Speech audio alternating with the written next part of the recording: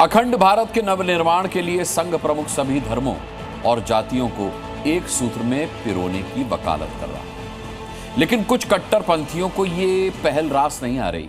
RSS के स्वयंसेवक एकता का संदेश लेकर पंथ संचालन पर निकल रहे थे, लेकिन नफरती गैंग ने स्वयंसेवकों के रास्ते में अड़ंगा लगा दिया। कट्टरपंथी नकाबपोश एक बार फिर संभल वाली साजिश को अंजाम देने के लिए भीड़ में घुस गए, लेकिन उनके मंसूबे पूरे नहीं हो पाए। नफरती गैंग ने रोका आरएसएस का रास्ता। कट्टरपंथियों की भीड़ में नफरती नकाबपोश। एक जगह शक्ति जागरण करना आवश्यक है, समाज का संगठन करना आवश्यक है। दूसरी जगह ये गलतफहमी हटानी आवश्यक है।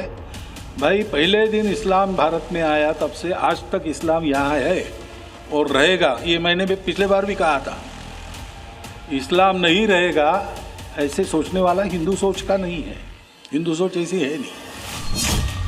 संघ प्रमुख मोहन भागवत खुले मंच से कह चुके हैं कि हिंदू कभी भी इस्लाम को खत्म करने के बारे में नहीं सोचता, लेकिन कट्टरपंथी संघ के खिलाफ ही खड़े हैं।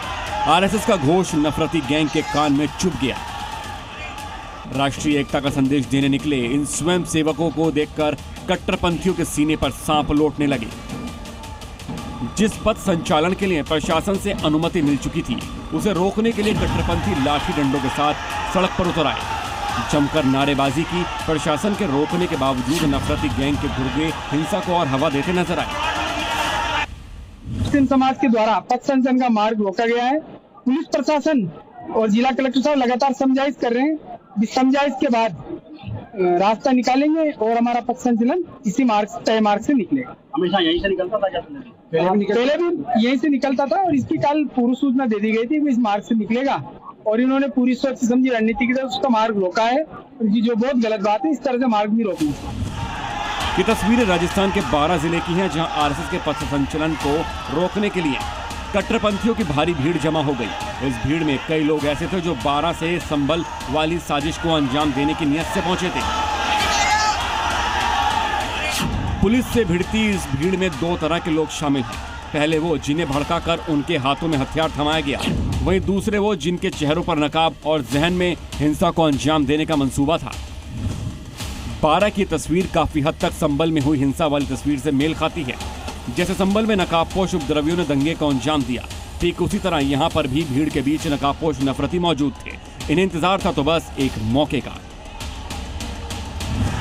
ये नकाबपोश चाह रहे थे कि कुछ बवाल हो और ये हाथों में पत्थर उठा लें, आग लगा दें, लेकिन राजस्थान पुलिस की मुस्तैदी के चलते कट्टरपंथी अपनी साजिश में कामयाब नहीं हो सके। अभी ये पथ संचालन का सक्सेसफुली कंप्लीट किया गया है और अभी मौके पे शांति। ये बीच में जहाँ पे भी जो एक छोटी रुकावट थी, तो उस रुकावट को रास्ते में जो था उसको रुकावट को दूर करना पड़ा, तो रुकावट को दूर करके फिर पीसफुली पूरे उसको निकाला गया। अब अंदाजा लगाइए कि जब पुलिस ने पथ संचालन के लिए मंजूरी दे दी तो कट्टरपंथियों ने अड़ंगा लगाया। आरएसएस का पथ संचालन निकलने के बाद दोबारा हंगामा कर दिया गया।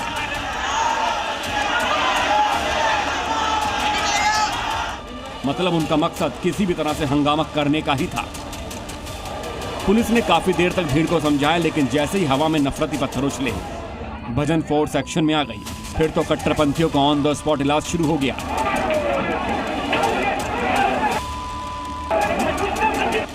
जिसके बाद विरोध का नारा छोड़ भाईजान 9-2-11 हो गए। एक मुस्लिम वर्ग से एक शांति समिति मेंबर कल के अनुवाद में पकड़ा गया है, बैरिक के अंदर है, उसके विषय में चर्चा हुई है। कलेक्टर साहब ने, एसपी साहब ने कहा है कि उसके प्रति पुख्ता प्रमाण हमारे पास है, इस विषय में चर्चा हुई है।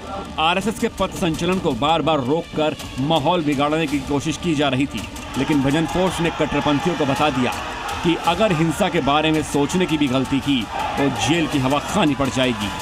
ब्यूरो रिपोर्ट, जी मीडिया।